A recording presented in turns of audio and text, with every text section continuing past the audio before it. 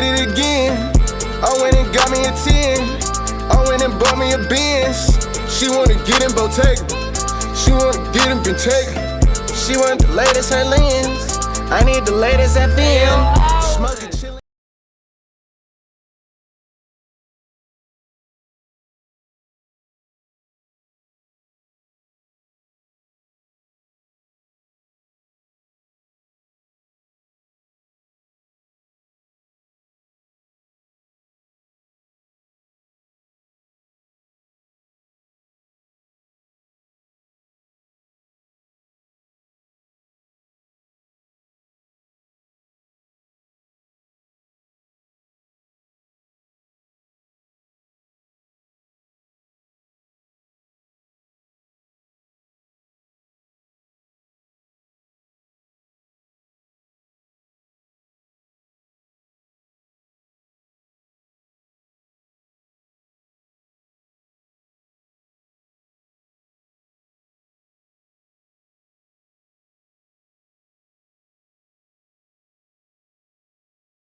Welcome, ladies and gentlemen, to episode 134 of the Splashcast Monday Night Raw.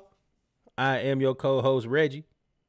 I'm your co-host, Norwood. Our powers combined. You already know the tagline. We are your HBCU homeboys, and we stepping into 2024 feeling good, feeling blessed, and ready to do what we do. Let's do it. Happy New Year, folks. Happy New Year. We are here. Our first episode of 2024 starts on episode 1, January 1st. We are currently watching the college football playoffs. We just finished watching the Rose Bowl with Alabama and Michigan. We are now watching Washington versus Texas, where Washington is up 7-0. So you will get a live reaction to what's going on. And we'll talk more about the Rose Bowl in our football segment. Y'all know what it is. We start out with our HBCU news around the culture, followed by our football news around the league and our basketball news around the league. And Texas just called the perfect play. Wow. Let's start off with our football segment. HBCU news around the culture, man. We're going to get right to it. Bombshell. FAMU head coach Willie Simmons is leaving to accept a running back coach position at Duke, where he reportedly will make more money as the running back coach at Duke than he will as the head coach of Florida A&M by about $100,000. Now, I want to be very clear, of course, at this point, this is all allegedly. There hasn't been a press release, but this is kind of making the rounds pretty quickly. And with that said, I mean, it's tough. And the reason it's tough is because say he moves to Duke, you end up with a much smaller responsibility. You got a position group, probably 8 guys at the max versus running an entire team. Now, you run the whole team, you have more control over your future. You have more control over the program, but it comes with a lot of responsibility. So here's a little bit of the rumor mills I've heard. I heard that FAMU's athletic department is in a deficit. We don't know. That's allegedly. That too. I've heard that Duke offered him more money. I heard FAMU. Now I have seen this. This is official. They started a fund to try to close the gap by the alumni. They absolutely did. They closed the gap, and he still left. Which that I understand both ways, because you were there. You want to get noticed by a larger program, so you have a chance to be, offensive coordinator, then you can be a head coach of a bigger school with, I don't necessarily agree with your point that you are not responsible for everybody, because I think his ultimate goal is to be a head coach. Yes. But I mean, if at the end of the day, it's like your job. You got your job as presented, or they have another job where they'll pay you the same amount, with maybe a third of the responsibility. What job you want?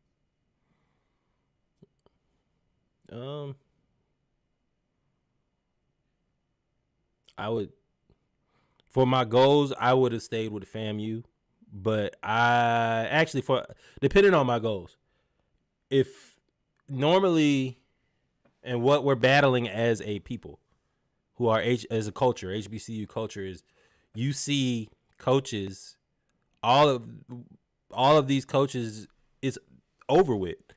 The 20, 30-year coaches ain't really gonna happen no more, and that's what HBCUs are known for, having pillars of the community, 30-year coaches, Buddy Pugh, Eddie Robb, Pete Richardson, at least 15, 10, 15, 20 years. FAMU coach, Bethune-Cookman coach, guy that retired, I can't remember his name, best dressed coach at HBCU, Joe Taylor.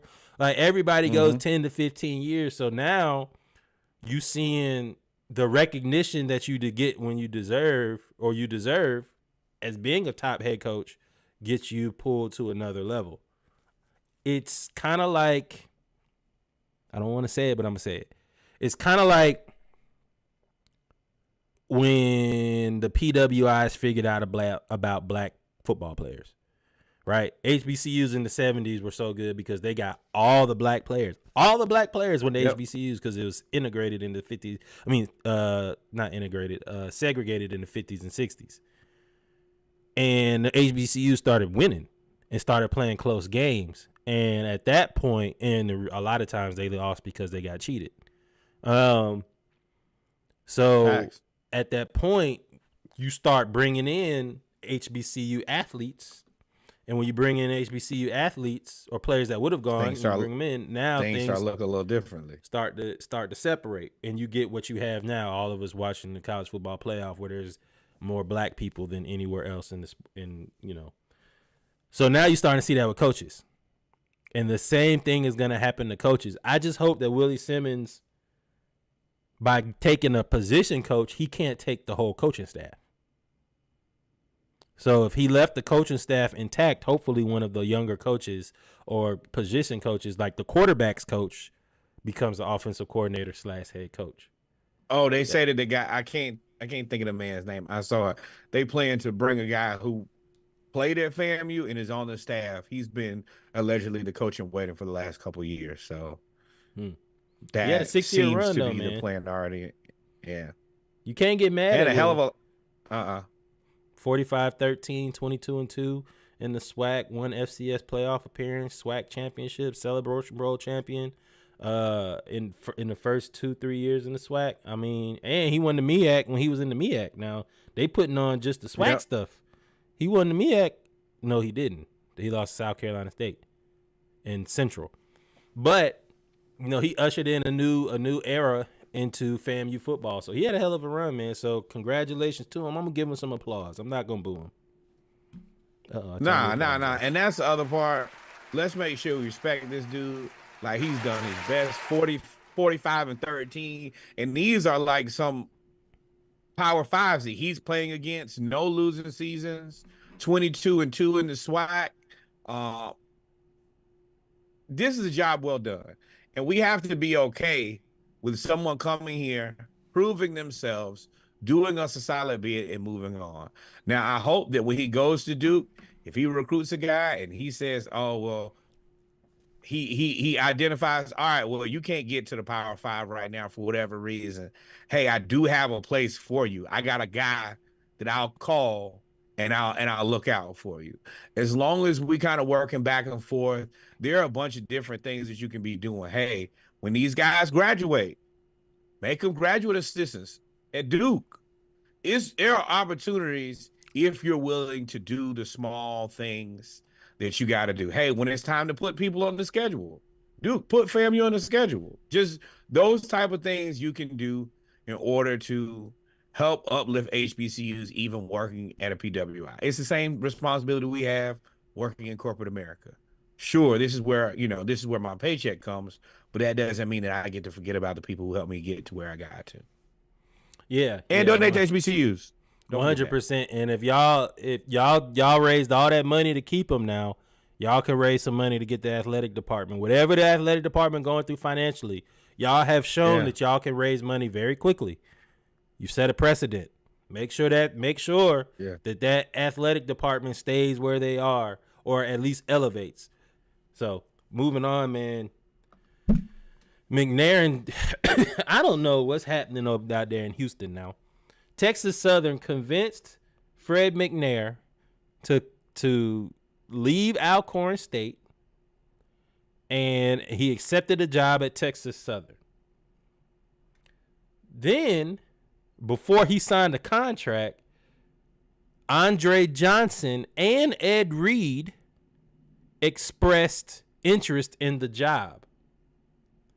The board of trustees and the board of supervisors and the administration are in a dispute about hiring Fred McNair, proven great coach at Alcorn State, won the SWAC a couple times, and Andre Johnson, more of a former NFL pro celebrity football player.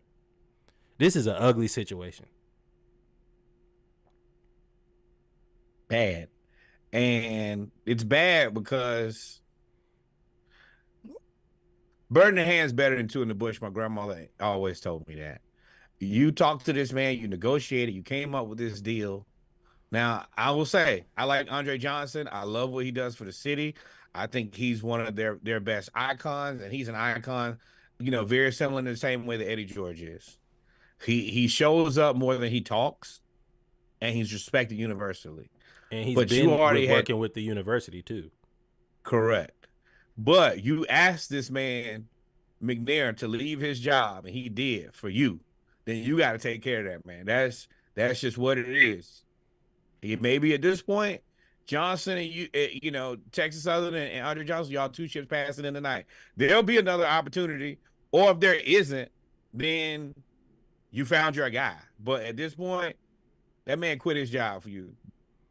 Yeah, I mean, he left Mississippi. He left Alcorn State, established program that he has had. A good job. And y'all convinced him to go now. Yeah. And I don't know if he can sue because they never signed a contract now. Yeah. So I'm sure he can, but there's a ripple effect to all of this. Now, if Fred McNair ends up becoming an open head coach, I know Southern just hired their guy, but you got to look at it. You got to look at somebody looking at him to try to be the next head coach for somewhere. Yep, I 100% agree, and it's surely something. It's surely something. Although McNair appears to be the easy choice due to his track record, blah, blah, blah, blah. The Texas Southern's head coach search committee recommended Fred McNair as his top choice. His name was submitted. According to the source, the Board of Regents planned a special meeting to approve his 4-year, $313,000 annual contract. The board did not approve it. Interim AD Robert Raines of Alcorn State released a statement saying Coach McNair and the school could not reach a mutual agreement on a multi-year contract, which is why he's leaving. And now they are in limbo. So we're going to follow this closely. And I hope they figure, I don't know when you figure this out. This affects recruiting. We already saw it. FAMU. Affects everything. FAMU had four Florida State players coming to play at FAMU, and they decommitted as soon as he left. There were 4 transfer portal players. They were killing the transfer portal. So that's crazy, man. Y'all better get it together. And this is why you don't try to get a overnight celebrity coach to be your guy and go for the shock value. Y'all better go for somebody that's proven, because it doesn't work when you go the other way. Go ahead.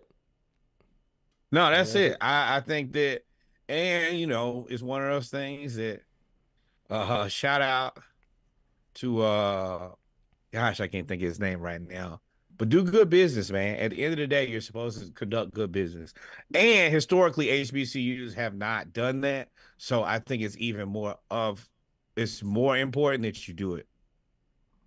Yeah. Yeah, yeah. Now, speaking of coaches, the 2024 HBCU Legacy Bowl, we reported on this before. Chinnis Berry is going to be there's Team Robinson and Team Gaither. So Chinnis Berry, Larry Scott, Alvin Parker, and Willie Simmons will all be head coaches. I wonder if this changes now that Willie Simmons is leaving, because this game is February 24th, I believe, I hope not. 2024. So I wonder if this That's changes a long him. time away, though. That's too Yeah, much. I wonder if this changes him being one of the coaches on the team for the bowl game. Either way, he deserves the utmost respect. This is the title he gained. You know, if they decide to go in a different direction because of the coaching change, fair. I mean, this might be a chance for you to recruit. You know, bring some. For him to recruit. I don't mean, ever. that's what I was thinking. Yeah, Like, I don't ever think that it's a bad thing as a football coach to see football players play football. yeah, I'm just saying, if it HBCU Legacy Bowl and now you don't, and you were representing FAMU, I probably would put, and you can't just bring FAMU's a new coach. Like, it's ugly, man. It is ugly. We got a couple more stories before we move on, man. So, surprising enough to me, wrestling has started taking off again. I didn't know. I mean, and it is a multi-million-dollar, billion-dollar industry. Wrestling is the ticket. They're gonna sell out every time. Like sports, you know, everything else, there's a good market and there's a bad market. Since wrestling is more, don't get mad with me, because I do think that y'all professional athletes, since it's a performance, every game for them is a home game. So they're gonna sell out every time. Yep. So why are we talking about that at HBCU, you say? Well, it turns out that Kayden Cole, formerly known as Alyssa Lacey Lane, is a professional wrestler with WWE Raw. She went to Shaw University. She was a member of the team and helped them achieve great success in basketball. They went to the they got 2 CIAA crowns, 2 regional titles, and 2 Elite 8 appearances, 2 Final Fours, and the NCAA Division II national title between 2010 and 2012. She is now a tag team champion. So shout out to her, man. It's a lot of money. Yeah. And yeah, I mean, realistically, this seems to be a new opportunity for a lot of athletes to continue to stay in athletics and not get a real job in the opportunity of, like, do this first. And I will say, WWE, if they like you, they take care of you for a long time. You know, you got to do your part with your body, but outside of that, man, there's plenty of money to be made. And if that's how you can make it, I'm in full support of it. Get it how you live. And I like that they're incorporating HBCUs. Like they're actively seeking HBCUs and they're giving them an opportunity. I think that it is a match made in heaven, and I hope that it continues. Yeah, man. Darci Khan was a prolific track athlete with Howard University, is making national headlines as she joins the WWE Next in Line program. She's a senior at Howard. She's looking for a new arena to dominate. The WWE Next in Line program targets collegiate athletes of all sports and hoping of developing them into professional wrestlers and becoming the next stars of the business. So it's great for her. And you end up, I believe she got like an NIL deal, if I'm not mistaken, or something from the WWE for doing this. So this is a way for them to also get in on the NIL. Man, find your money, yo. Find your money. Yeah, man. So shout out to her, man. So shout out to Kayden Carter and shout out to Darci Khan, man. That's dope. And lastly but not least, man, you know, the HBCU baseball tournament was announced by Travis Scott. The Travis Scott Foundation announces dates for the 2024 HBCU Softball Classic between Friday, February 16th through Sunday, February 18th at Minute Maid Park.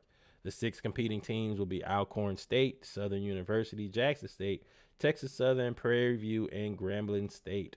They'll have home run derby, the softball game, as well as other things that you can play on site. I'm going to this. You are? Yeah, 100%. It's here in Houston. I'm going. Yeah, man. Splashcast will be, you heard it here first. Splashcast will be in the building for the Travis Scott Foundation HBCU Celebrity Softball Classic, man. I can't wait.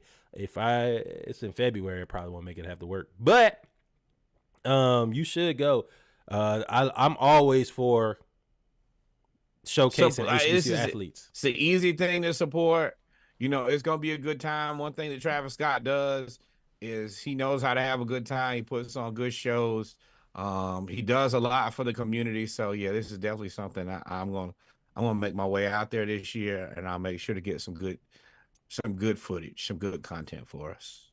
Yes, sir. Yes, sir. Well, ladies and gentlemen, we've come to the end of the HBCU News Around the Culture segment of episode 134 of the Splashcast Monday Night Raw. We're going to be right back. We're going to take 30 seconds as you listen to the Splashcast soundtrack. We will do... it'll be 24. It'll be 24. It was going to be 36, but I had to sift through and really, I'm getting to good music here, man. I'm not giving y'all filler. I never have. I never will. Yeah, so we'll be back with our football news around the league, where we'll talk about NCAA this bowl season, as well as coming down to the finish line for the playoff push for the NFL. Man, we got a few things we're gonna talk about, and I'm gonna have a beverage. You are more than welcome to join me. We're going to 2024, sipping a little bit, sipping and tripping, baby. Y'all stay tuned. We'll be right back.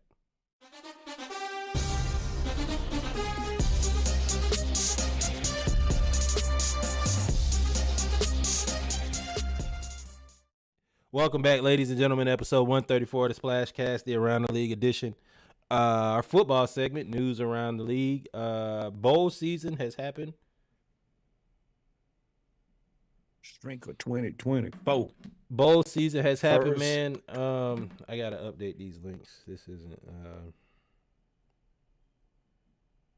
Well, while Reggie does that, we are excited about stepping into 2024, and the Chinese weather balloons is sneaking and geeking, I see, but they can't stop me. Can't stop, won't stop. Rockefeller Records.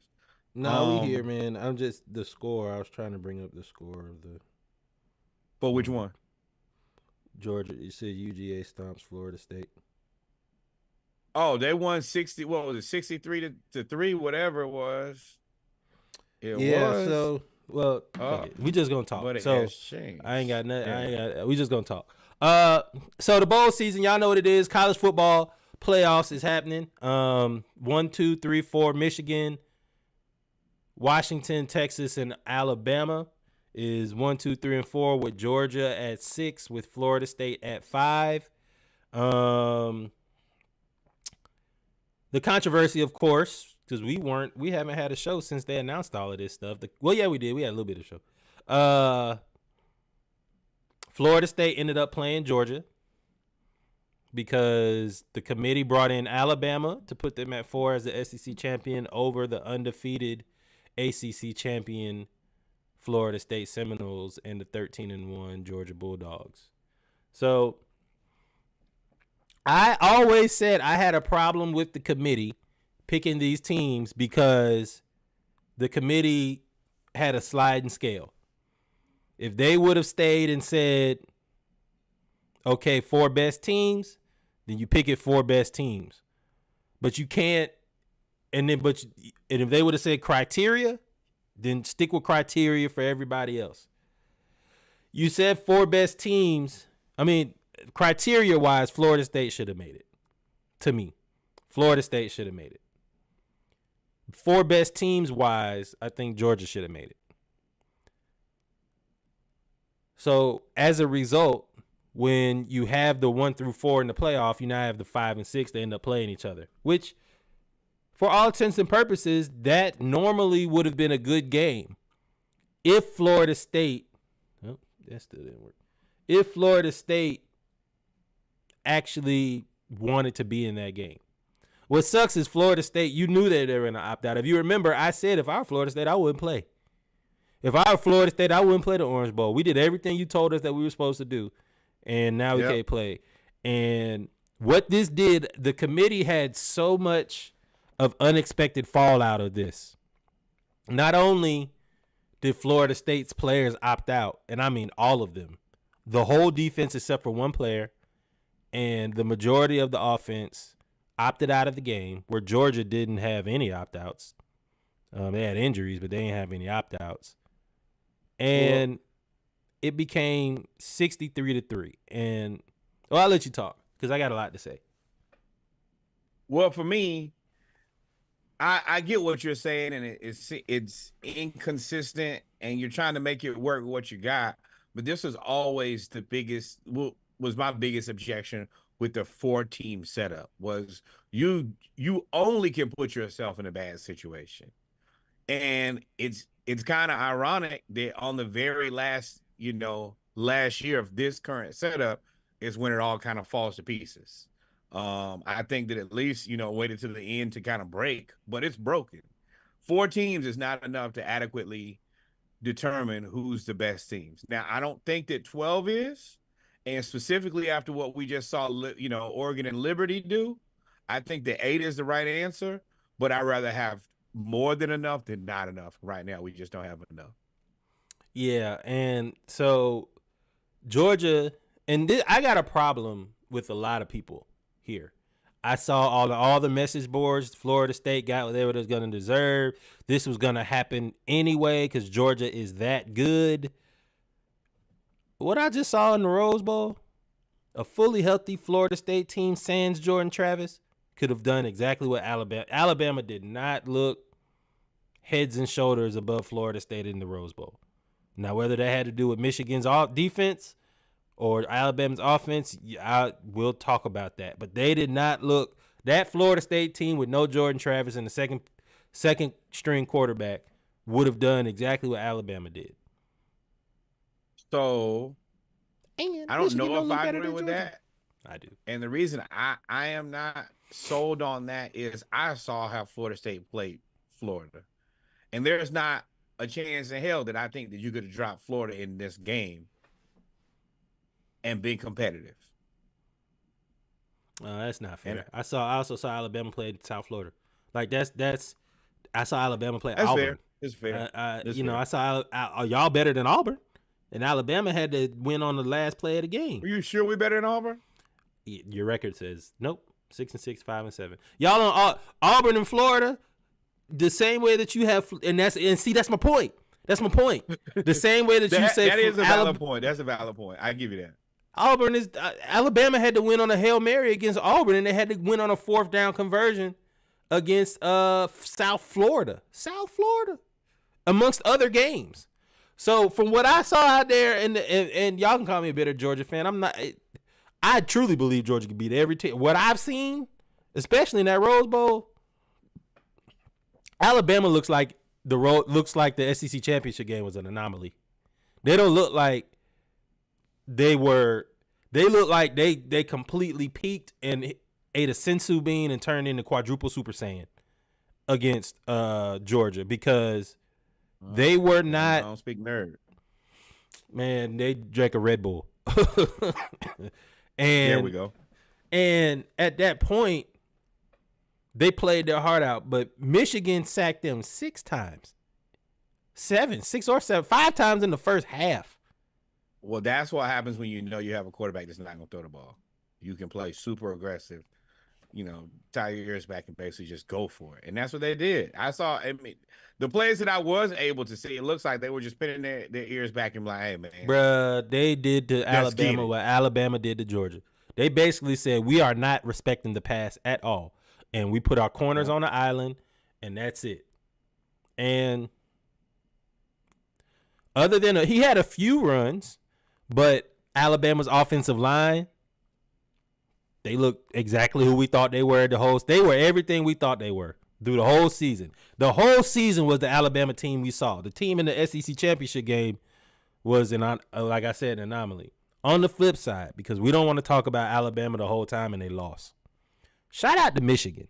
That defense was hellacious today. Hellacious. They are good. They didn't disguise nothing. They ran man-to-man blitz. Yeah, we gonna get burnt sometimes, but at the end of the day, we gonna score. Now, Alabama got 20 points. They gave them 14 points off turnovers. It almost got away with them. Got away real early, and I don't know if Michigan would have been able to come back because J.J. McCarthy threw an interception on the first play of the game. Not good. Not a good football player. But a football player, y'all tried to convince me and Reggie to be good. And we were like, at one point, they were like, oh, he's better than Michael Penix Jr. Oh, that's dope. You're smoking it. You're smoking dope. They tried to get that game to Alabama. And when not the refs or nothing, Michigan's defense played well enough to where the score should have been like 41-7. Like they could have. I think Alabama scored on a 34-yard touchdown run after a fumble. Then Michigan scored, and then I think after another turnover, Alabama scored. Like, make no mistake, Alabama's good, but they didn't seem like they were better than Florida State or Georgia to me. It is what it is. Shout out to Michigan. They get to it. The Cheaters made it to the championship game. Don't think we forgot. Now, don't think we forgot. Hard Belichick. That's your name. Hard Belichick. That's who you are. Because we ain't forgot. Yeah. We ain't forgot, brother. We know y'all cheating. But now, if I'm a petty Alabama fan, I definitely would say they cheated. I always say they cheated. Absolutely. Got to. I'll be right on Paul. What is it? Paul Feinbaum? Be right on there tomorrow. But the other part about that is you can't really say that at this point. If they got caught cheating in plain sight, I ain't got no answer for you. Yeah. If you can do that, then you just gonna cheat now. You just gonna cheat. So let me ask you. So Sure.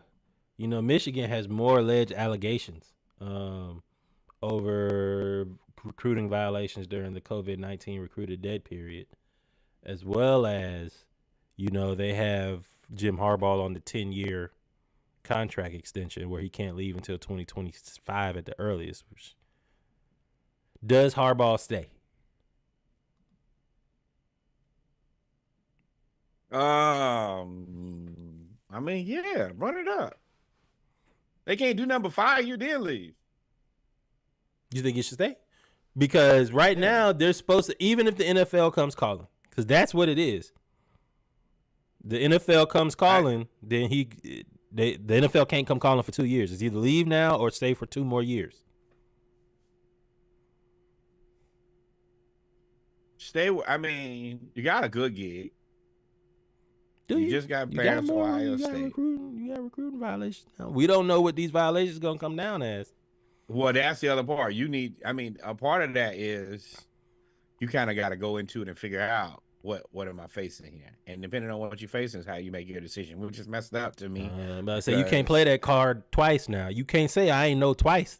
He said I ain't know that they was cheating and all of that with the signal stealing. But you got to know, like, all right, well, this allegation, what is it? You made it through the tough point of the season. Hey, honestly, y'all want to suspend me another 3 games to start the season? Fine. I have a hell of a vacation. Yeah. Update. Washington is up 14-7. Kickoff. So there were a lot of funny moments in this Rose Bowl, including NIL everybody has their own brand. So Jalen Milroe and Terrion Arnold have their own brand called Lank. Let's listen to what Reese Davis has to say about Lank and what he thinks it's called. Milroe often wears his own branded apparel reading LANK across the front. It's an acronym that stands for Let a Naysayer Know. Being told by his... Let me tell you something. Shout out to Pat McAfee for being the cool white dude, because he picked up on that early. Let's let it run out. Former offensive coordinator Bill O'Brien. That is not what I thought. Is that not what you thought? Boy, Let a naysayer know. Let a naysayer know. Of course. The professional's right in the middle of his lead. That's all right. I just keep going. You almost lost me. It got real tight up here as you were. I just want to let you know. Reese, you were too smooth with that. I thought it was going down. It was going down out here. You can tell he's made it to Black Twitter before. He's experienced Black Twitter. Who? McAfee. McAfee. You remember he's on game day, and they did game day at Jackson State with Jackson State versus Southern last year. That don't. That just means you went to Jackson State one time. But look, please look at him. Number one, Joey is in tears. Joey said, "I thought it was about to go down here," because everybody knew Ian don't mean no naysayer. And as the person who started an organization and needed to change some words in order for it to be socially acceptable, I completely understand this. Shout out to the dive team. But yeah, naysayer, it works. You got to make it work for you, man. Like what Case would say, put your spin on it. That's what you did. Salute. Real men of genius. So I do want to, before we end talking about the Rose Bowl, congratulations to Michigan. But Jalen Milroe did not have a great game. He didn't have a bad game, but he didn't have a great game passing. And I understand coaching, but it's hard to root against him when your own offensive coordinator, Bill O'Brien at the time, told Jalen Milroe he shouldn't play quarterback and told him that he sucks. First of all, you probably shouldn't tell your starting quarterback that. And I mean, let's be honest, he's as bad as he is, he's still such a good football player that he was in the Heisman. He's top 10 in the Heisman, man. Like at the end of the day, that's a hell of an accomplishment. Now I don't think that this was this year though. I don't think Bill O'Brien is their offensive coordinator. I think this was last year because he's a redshirt freshman. Right. So, but still, and I mean he did get his spot taken. But Bill O'Brien wasn't exactly wrong either. But I personally think that there are things you should say and shouldn't say. And clearly, like this resonated with this kid. But I'm gonna tell y'all, and I've told the group, and I'm gonna say this to the high heavens. Whatever you believe about Taysom Hill, you should believe about Milroe. You should believe Milroe is a better evolution of that guy. And I'm gonna tell you, I think that I've taken the Patriots off of this list because I just think that everything Patriots involved is really just Tom Brady. They're not finding guys anymore just off the street. I think that he would be an excellent San Francisco 49er. I would find a way to draft this kid. I don't think that he should go back to Alabama. I think that he should just go to the combine. No, he's definitely he needs to develop as a passer. I think he needs to cut bait on that. Let's be real. You're not going to be a quarterback at the next level. You're just never going to get there in enough time. And that's fine because you do have a place in the NFL. I think that guy, whatever you think about Deebo Samuels, you should think about him as well. I said that he's probably a bigger, better version of Jarek. I think he looks exactly like Jarek did at Georgia Southern. Jarek McKinnon, who plays for the Kansas City Chiefs, was drafted by the Minnesota Vikings. You're right. That's another place. If you go back and look up Jarek McKinnon's hot college tape, he wore number 4. They look exactly like Alabama except for their blue.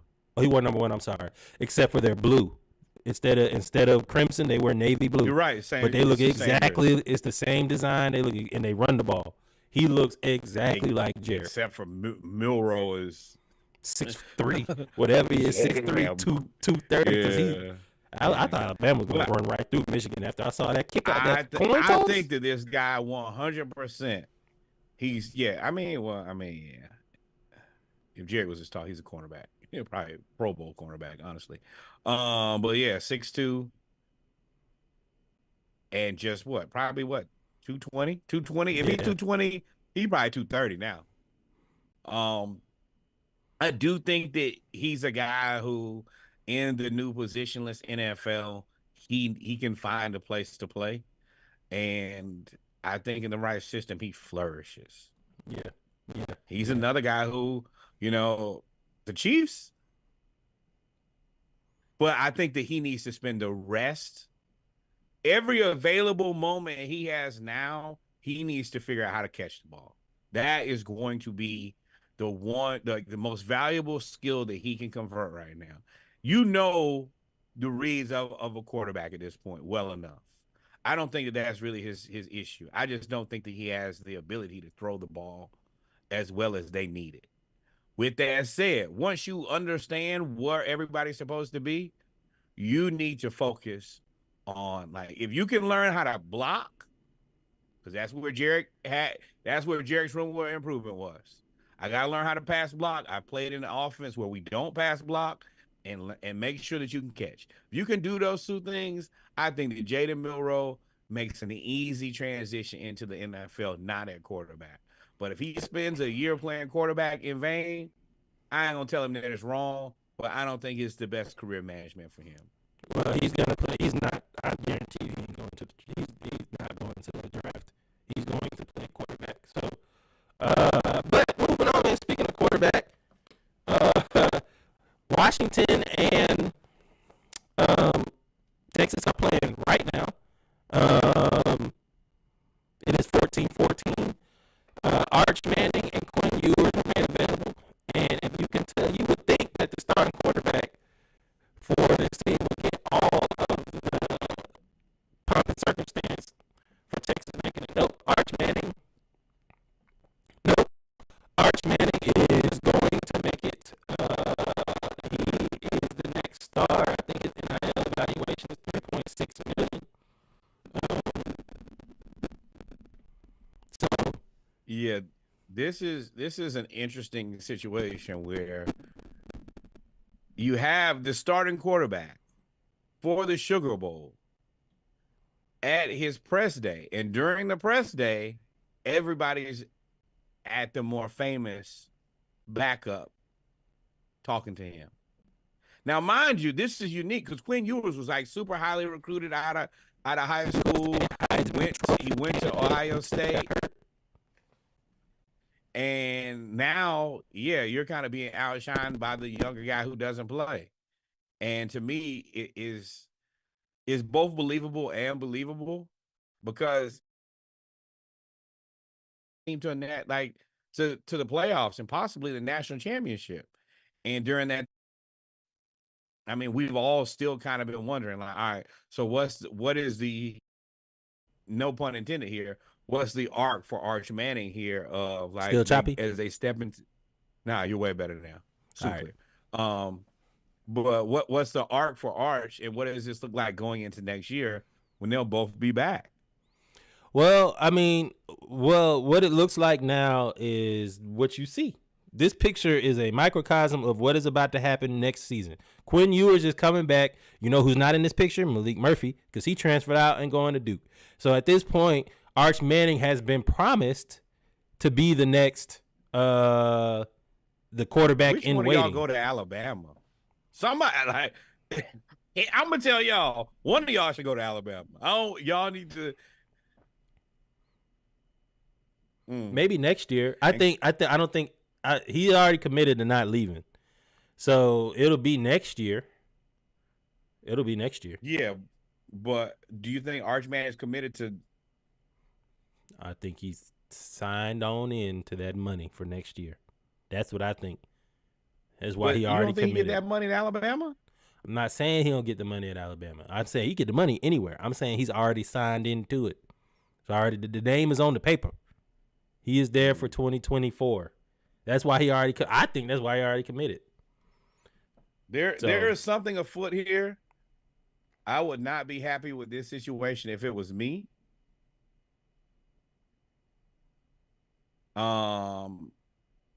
I'm looking at it's Cleveland, Toronto. They've come down to the last 7 seconds. RJ Barrett going to shoot the game-winning free throws here and probably ice this game, which is impressive. But this has got to be a testy quarterback room because yours is like I'm the elder statesman here. Man, he's like, do you know who my uncles are? Do you know who my granddaddy is? Why do you think it's got to be testy? I don't. I first of all, Quinn Ewers has gotten hurt every year. So Arch Manning being there, because remember he transferred in, he got hurt every year. Arch Manning being there, he is one injury away from starting quarterback for Texas. I'm not waiting until, bro. Yeah. In this free agency, I'm one of the hottest. I'm one of the.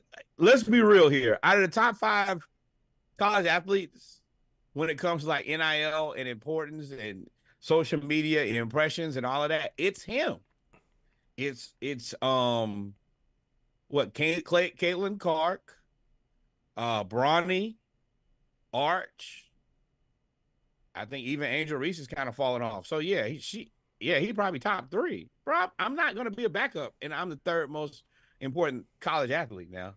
Well, obviously he doesn't agree with you because he already announced that he's coming back for 2024. So, but moving on. Somebody, if everybody comes back, then somebody made a mistake. Everybody's not. Malik Murphy's already gone. That's already 2. No, I'm not talking about Malik. Malik has already made the right decision for him. I'm saying that if Arch and Quinn come back, then somebody here has made a mistake.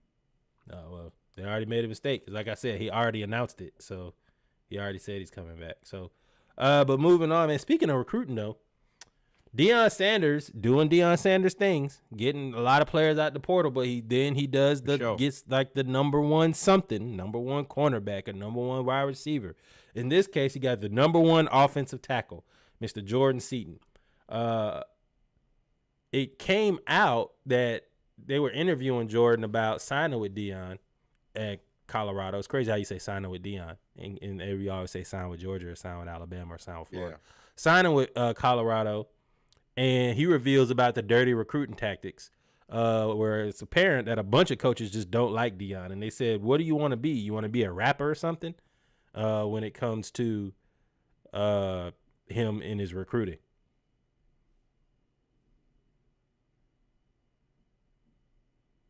I'm back. Know what happened there. I think that this is actually super interesting, and I think it is very positive.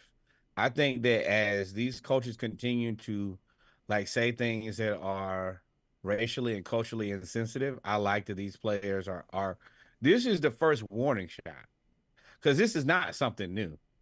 This is something old that these players haven't had an opportunity to talk about.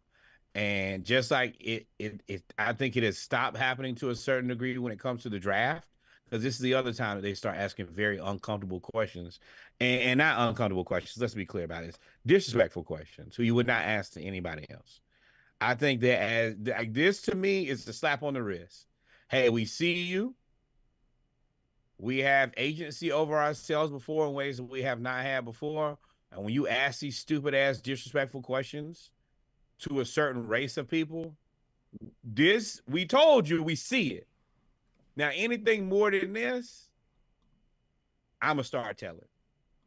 And I think that's 100% right. There's no reason that these young kids should be like. Imagine if you went to a college interview. Let's just say that you go into a college interview and you're an elite athlete, and somebody asks you, do you want to be a rapper or something? I'm going to school, bro. Ain't this where they give out educations at? See, that's the part where that frustrates me is when you have an adult ask a kid a stupid question. That kid should have the right to ask you how stupid you are at that moment.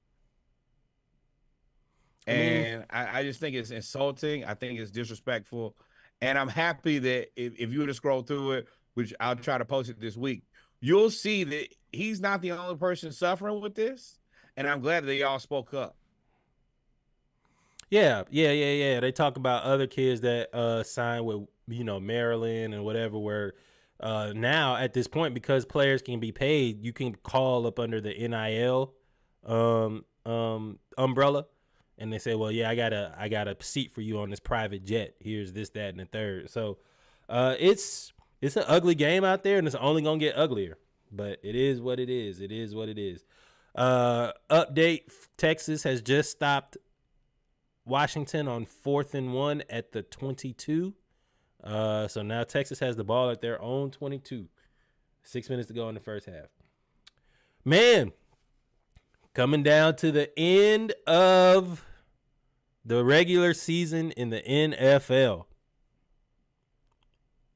I would say the games of the week were the Lions, Cowboys, and the Ravens, Dolphins. Now, the Ravens, fresh off. Oh, go ahead. Before we get into it, I think that this has been a unique season.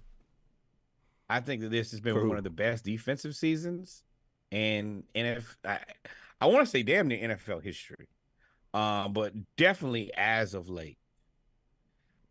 All of the teams that we're so used to seeing like 40 points, we're seeing teams just destroy defenses. Defenses have been very impressive, including our own Atlanta Falcons. Kudos to them. But there's been more defense played, and I think that's created more parity. I don't know, and once again, I'm not the sports scientist, but I think that this has been a football season where it's been closer coming down to the end than ever before. Like, as shitty as our Falcons have played, we're still could make it to the playoffs. Yeah, and it's just been across the board that I think that more teams have been more active and competitive until the very last game of the season, which is what you want. Like that, and they added a game. They added a game which should give you another opportunity to get further away from your competition, and it's created more competition. So, yeah, I mean, I don't have anything to say about it other than, I appreciate this really good football season, but I didn't want that to go unsaid. Speaking of a really good football season, man, the game of the year. It don't get closer than this. The game of the year may be the Cowboys versus the Lions. That sounds crazy to say. The Lions being the game of the year came in having clinched a playoff spot. I think Dallas has clinched a playoff spot. For the first time in like 30 years, they did it this early. Like, this is momentous. The first time in 30 years that they won the division. Correct. So I think this was a battle for, at the most, the number 2 seed because of one of the other games we'll talk about. But this game did have massive implications. Yeah, really kind so it was basically a battle for the seeding in the playoffs, and it came down to the end of the game. CeeDee Lamb, first off, before we get into the end of the game, I gotta say it every time. Every time he has a good game, I gotta say it. CeeDee Lamb, I said ever since I said he don't seem like he's really that great, blah blah blah. He leads the league in every statistical category receiving everything. It's CeeDee Lamb and Dak. And he had another game. I think he had 200 some yards receiving on 8 catches for 2 touchdowns. He just played out of his mind. He was torching Detroit. So shout out to CeeDee. Yeah. And I'll be on record. I want to make sure, especially in 2024, I think I did a pretty good job in 2023 of acknowledging when I missed the boat, but I want to be better in 2024. I've said all season that I think that he's a wide receiver 2, not a wide receiver 1.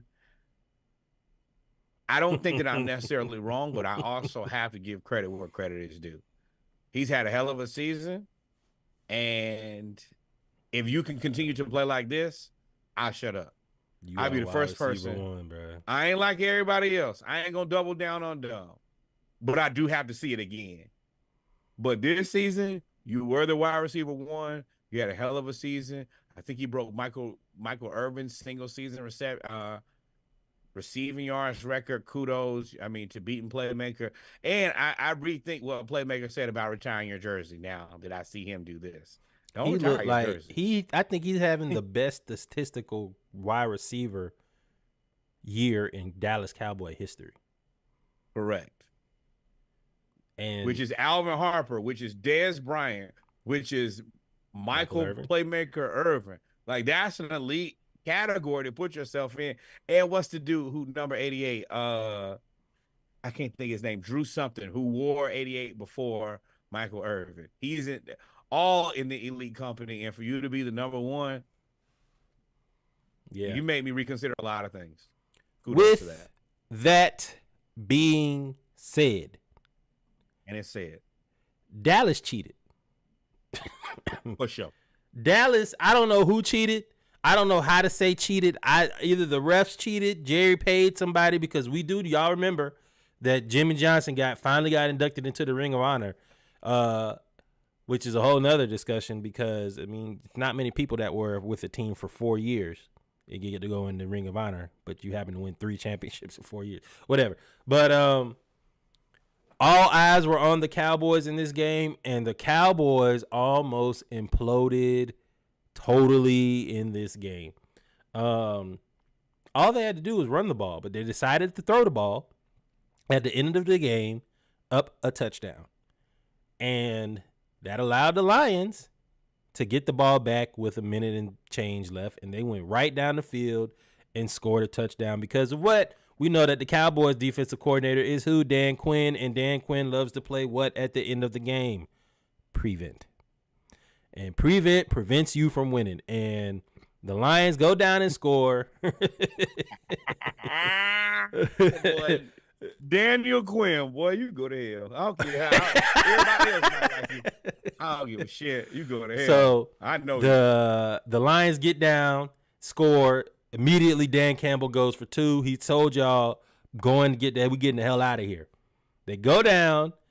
They run the trick play, the perfect trick play. The ref calls illegal touching because the extra offensive lineman that caught the touchdown he says that he didn't report. It then came out that they said, well, he didn't report and he was covered up on the line of scrimmage, so therefore he was an ineligible receiver downfield. So either way, they were going to lose the game. That is what the explanation was given to Dan Campbell. That is the explanation that was given at the time, and that was the explanation that they put out. Then this was released for those that are watching. And for those that are listening, this is Jared Goff for the 2-point conversion, telling Decker, the offensive lineman that catches it, go report. Decker and another offensive lineman, along with number 70, run and report. Decker reports. Then Decker lines up, and he is clearly uncovered at the end of the line of scrimmage, which makes him a legal receiver. They followed all the protocols.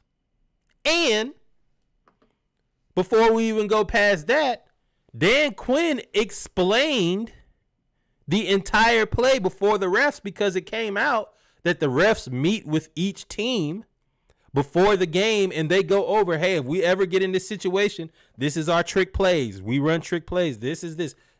The Lions did everything right and got cheated and lost. Dan Campbell was so angry. He couldn't even express how angry he was.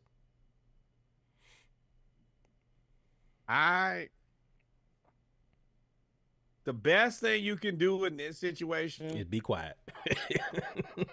No, do not be quiet. Is to say we were wrong. We made a mistake. Oh, you mean the refs? We could have done better. Yes. Everybody who's not the Detroit Lions. Because anything less than that is completely unacceptable, man. Like, it's a bad situation. Don't make my situation worse by you sitting up here telling me this crock of bullshit. Just tell me, just own up to it. At the end of the day, we're having a great season. This will probably be one of the things that he will be able to harp on for the rest of the season. He's going to tell his team going forward, take it out of their hands, because they'll fuck it up. They'll make a mistake. They don't want to see you win. There is an opportunity for him to understand that this is a teachable moment. But outside of that, as the NFL, y'all got to be like, hey, we have to be better. What makes this is the difference between 2 home games in the playoffs and 1, right? If you become the number 2 seed, which if you beat Dallas, you have an inside track to become the number 2 seed. You now play the number 7 seed, which is going to be whatever the wild card is, whoever it is. It's going to be somebody like the Saints. You play the Saints. We'll say the Saints, right? I can't think of another team that's a wild card. Or Seattle. We'll say Seattle, even though they were eliminated. Instead, as the 3rd seed, you now play the 6th seed. The 6th seed is either Dallas or Philadelphia. And that's where, like, it's like it seems it's gonna seem exponentially worse because it's Detroit. Like, Detroit's fault. Like, they be fighting for their life. And even them getting Jared Goff and trading Matt Stafford, and then after trading Matt Stafford, getting Dan Campbell, making this team, and you get St. Brown, you get Swift, like, you're doing everything you can to kind of build a team the right way. And then you get the old uppercut to the gut, and you're like, bro, this team made Barry Sanders and Calvin Johnson retire. Bro. NFL, y'all owe us a solid, but it's in your best interest to, like, help us out here, and y'all just stomp us out. Nah, I don't even want him to help him out. I just want you to do your job. So the fact that Brad Allen's referee crew has messed up so much this year, he's messed up with fired, son. He's messed up with the Lions now in the most egregious way.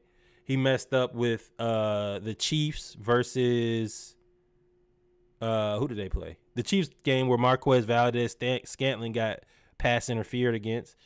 He got I think that was the Patriots.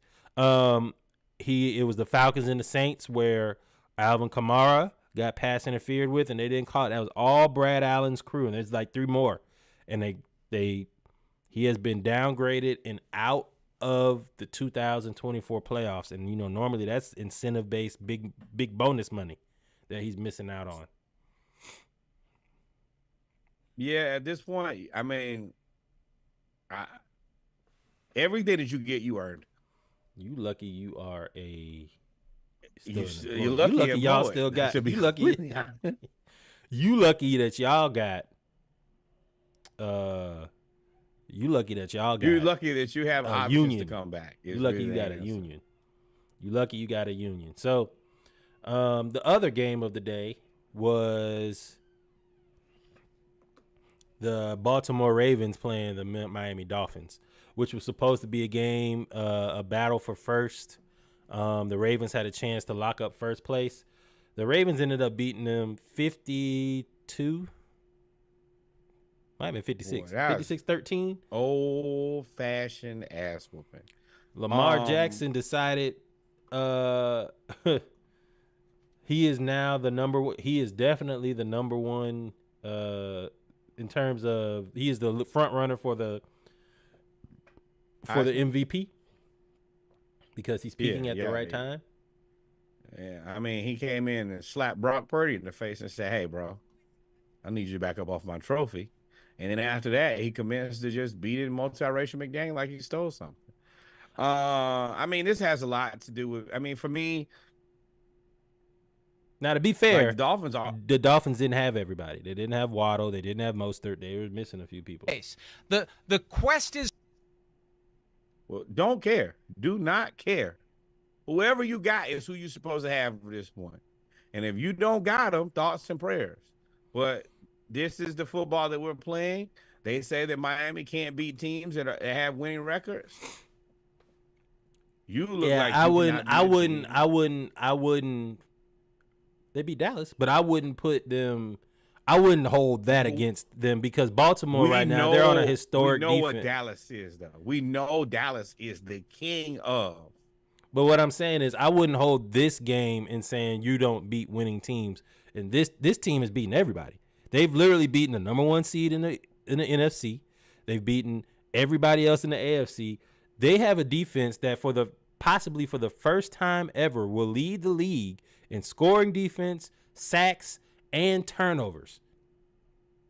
All one defense. Roquan Smith and Patrick Queen are the best linebackers in the league. And number 2 is San Francisco. But those two right now are the best linebackers in the league. We gotta ban the Chicago Bears. The Chicago Bears gotta give their franchise back. You had Khalil Mack and Roquan Smith and Justin Fields and could not do anything. It's you. It's your time. Your time is up. You need to give it to somebody else. There are other cities that deserve a team. Y'all had a team for a very long time. Y'all been irresponsible with the offense for 100,000 years, and your time needs to come to an end. We can't continue to just let you guys just run rampant here with the foolishness. Eventually, it has to come to an end. And you guys Kyle are irresponsible. Hamilton. And then after you got those guys, the two on the back end, because we ain't talking about, I can't say his name. I think it's Mwikwe, MWIKWBE, something like that. The defensive lineman who I think leads the league in sacks from the defensive tackle position. But Kyle Hamilton is a top 5 safety right now. Now, Reggie. Right now. I got one question for you. And I think that you're probably the most qualified person to answer this question. Do you remember this guy who had this podcast? And he was like telling you, I can't remember the guy's name to save my life. But he was like, hey, man, I really think the Atlanta Falcons should draft Kyle Hamilton. You remember that guy? I mean, ESPN. I think everybody said we should draft Kyle Hamilton. No, that was Yeah. me. I said right here and told y'all Kyle Hamilton was going to be everything that he was the first season. He just had to get an understanding of what was going on, and now he is proven to be. He's a monster, man. I ain't gonna say that I should be a GM, but I am very confident that I can pick players better than a lot of people picking players right now. I'm confident in that. Well, the Ravens are a really good organization. And when you're a really good organization and you're really well run, when things fall, sometimes just you get good fortune for being a stand-up organization. One of being a stand-up organization happens when you get to trade back into the first round, when the Heisman Trophy winning quarterback named Lamar Jackson drops all the way to 32. And then Kyle Hamilton, who was supposed to be a top 5 pick, some rumor comes out about his knee, drops to 14, right into your lap, and you get him. Isaiah Likely, jump in my lap.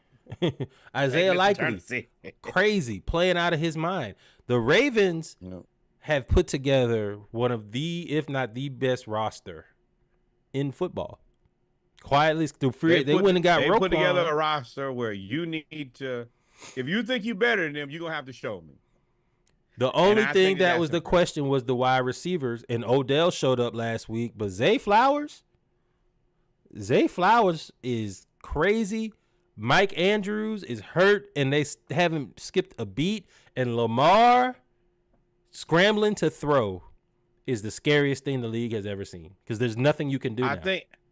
I think that is their biggest downfall. I still think that that's why they don't win a Super Bowl this year. And I think that this is the draft where, like, if they don't draft another receiver and go get a free agent, like, I don't want to hear it. I don't want to see it. They just clinched the number 1 seed and the best record in football, and that boy's still talking down about the Ravens. Nah, I've also figured out that the things that I know to be true, I'm right about them. I gotta wait some time to see them come to fruition. But at the end of the day, they need a wide receiver 1. I'm not wrong about that. Now, can you survive so far? Yeah. But eventually you're gonna need one guy. Now, Odell is a wild card for me. He is interesting because he could show up like he did for the Rams and be like, all right, well, I haven't played all season, but I'm still Odell Beckham Jr. when you really need me. And if that's the case, then he kind of fixes the problem for long enough. But I still, like, at the end of the day, they gotta go get a wide receiver. They need another at least compliment. But you have a chance to contradict yourself. You said you don't double down on dumb, and if they win the championship this year, you have now doubled down 4 times. Every time we talk about them, you've doubled down. You know who you sound like? You sound like this lady. So before, let me play the clip before you deny. Let me play the clip. Create a good. Nope, I'm not. You're not putting me next to Fox Sports. I don't know this lady name, but hell no, this lady is stupid. And one thing that I'm not going to allow you to do is associate myself with somebody stupid with a stupid take. Now, this lady's stupid. Now, everything after this, attribute to stupidity. Go ahead. So Lamar, during Christmas break, they played the 49ers on Christmas Day and absolutely dismantled them. And Brock Purdy had the worst touchdown. Brock Purdy had the worst game of his career, and Lamar Jackson had one of the best games of his career, and he proceeded to unseat Brock Purdy as the MVP frontrunner. Before the game, Mike Florio had this to say about Lamar Jackson. Going to kick the shit out of everybody they face. The quest is for second place. That's it. As long as those people stay healthy. They're currently healthy. The 49ers kick the shit out of the Ravens on Monday night. I'm sorry, I know that's disrespectful to the Ravens, but let's be realistic. At home, they got to fly across the country on Christmas night, and the 49ers are... We don't need to hear all of your explanations for why it happened.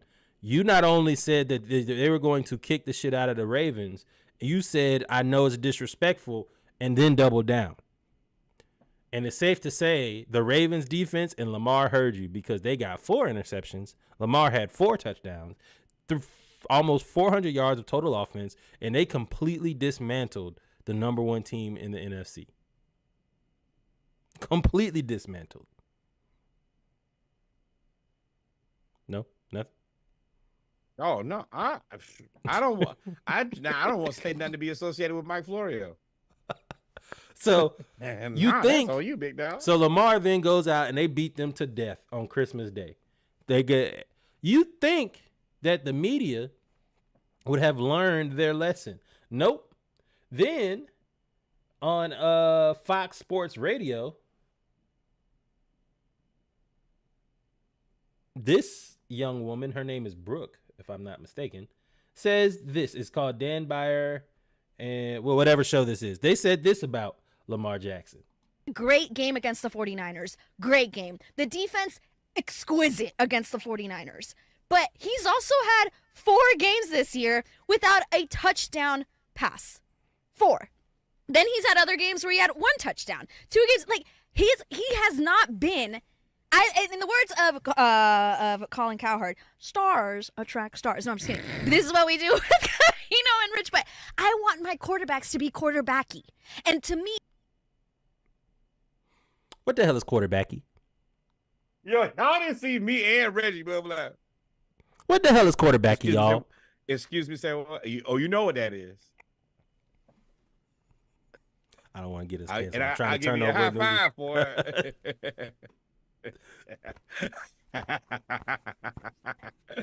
Quarterbacky. She said, "I want a quarterbacky." Let me guess. The guys who are not very quarterbacky. Her name is Monse Bolanos. But Lamar, Patrick Mahomes, Russell Wilson. None of these guys are quarterbacky. She said Lamar is just an athlete. Lamar then proceeds to go out there and beat the Dolphins 56-14 and absolutely destroy. Oh no, that's after he stomps out quarterbacky himself, Brock Purdy. Now, well, she said this after the 49ers game. She said, I know he had a good game against the 49ers, but I want a quarterbacky. So he then goes against the Dolphins and throws for 5 touchdowns. Like at this point, if Lamar, y'all keep pissing him off, if he turns this corner and it's a wrap, it's ugly. It's ugly. Hey. It's ugly. It's ugly. But all right, go ahead. And I hate this because there are actually like a lot of good women in sports now who have really good opinions, but y'all have to deal with this. And that's unfortunate because I get it. That's like, when African-American people say crazy stuff and then you have to be like, nah, bro, that's not what we think at all. Yeah, somebody get on there and be like, nah, bro, I'm not with you on that. We did not agree on this. Let me tell you this. We did finally have the cookout. This was not on the list of things that we talked about. He made this up himself, and we ain't got nothing to do with this. Yep. So the playoff picture, what's up, Vanessa? The playoff picture is taking shape with the 49ers beating the Washington Commanders of 27-10. It was not a pretty game. Brock Purdy was okay. This was a game until the fourth quarter. Now it was okay. So let me also be very clear about who Brock Purdy is. I think that we're losing a little bit of grip on what he is. He's an upgrade from Jimmy Garoppolo. Now let's remember that Jimmy Garoppolo looked like a world beater ish when he was playing for the 49ers. If you look at his win-loss record, it's unbelievable. Jimmy is not that good. This is the same thing with Brock Purdy. This is very similar to the same thing I tell y'all about Puka Nacua and Cooper Kupp. When you have elite coaches, they're going to push you to a level that you are not really at. Do not believe this because it's not reality. Brock Purdy is executing. But I also think that if you put Brock Purdy on the Carolina Panthers, he is worse than their current quarterback. Here's what it is. I think the 49ers are good. I think Brock Purdy is good for that system. I do think that Shanahan makes him better, but I mean Shanahan couldn't make everybody better. I think Brock Purdy just knows you have to know the Shanahan system in order to be a good quarterback, and that's what he is. So the 49ers ended up clinching first place because they won, and the Eagles, shout out to Sneaky, were upset at home by the Cardinals 35-31, and now it seems like it is time to panic in Philly. They are 1-4 over the last 5 games. That is surely something, man.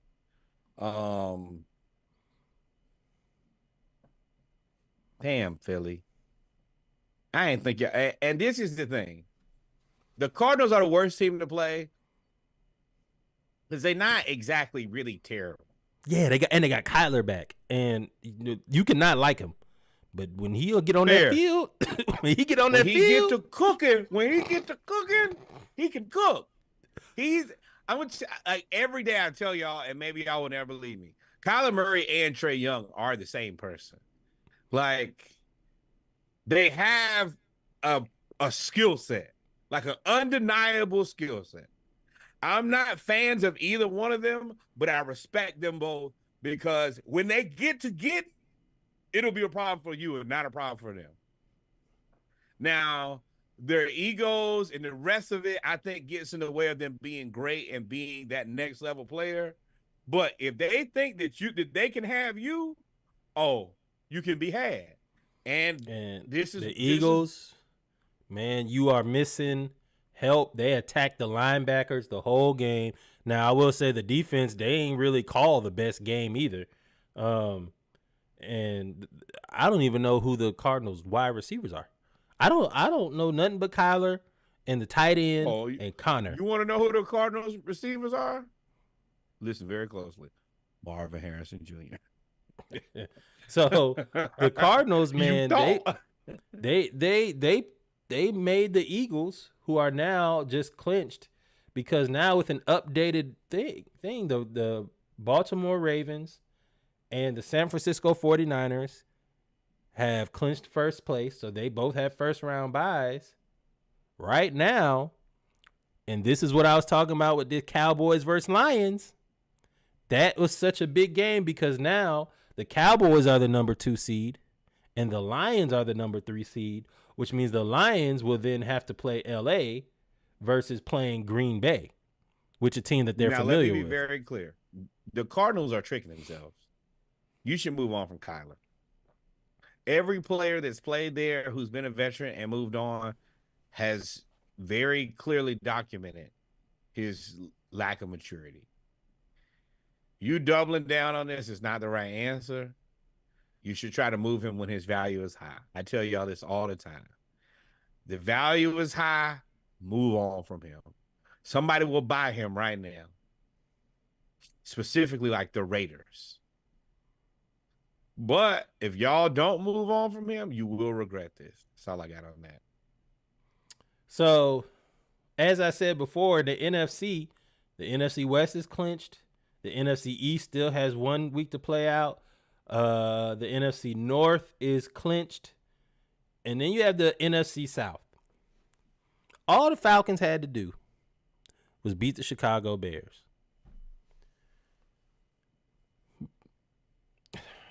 Let me take this down for a second. They went up there to Chicago and got destroyed.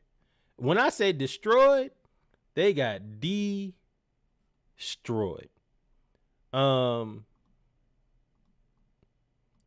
You dancing because we get that higher draft pick right now. Yeah. The Falcons, if they won this game, they would have won the division because they needed the Saints to lose. I mean, they needed the Tampa Bay Buccaneers to lose. And if they won this game, they would have won the division. They went up there and got just beat. And it wasn't even like good, thoroughly beat. It was Justin Fields just showed y'all should have came and got me. For everything that the Ravens did right, they went and got Roquan. They drafted Kyle Hamilton. They went and got Lamar. They did all of these things. The Falcons did not. And that is the single place where the Falcons have really missed the boat.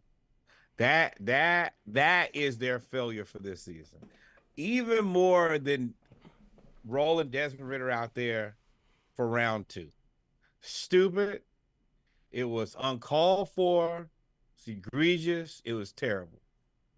Not trading for Justin Fields as soon as you knew that he was the guy who could have been your guy is your fatal error. And I love that he came. No, we went to Chicago and he beat us by 20. By himself. You could have. It was him and DJ. Yeah, you could have fixed all of this situation when Chicago, because now Chicago is in the same situation as Arizona where he's played so well recently that I don't know if you can really get rid of him. So the crowd was yelling, "We want Fields. We want Fields. We want Fields." And we could have had him. We should have.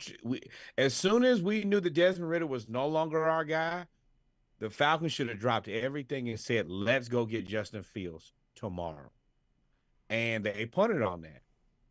Now, I do think that I appreciate them at least putting us in a position where they didn't win enough games that we're going to get a top 10 pick and Michael Penix or Jaden Daniels will be available for us. And I'm happy about that.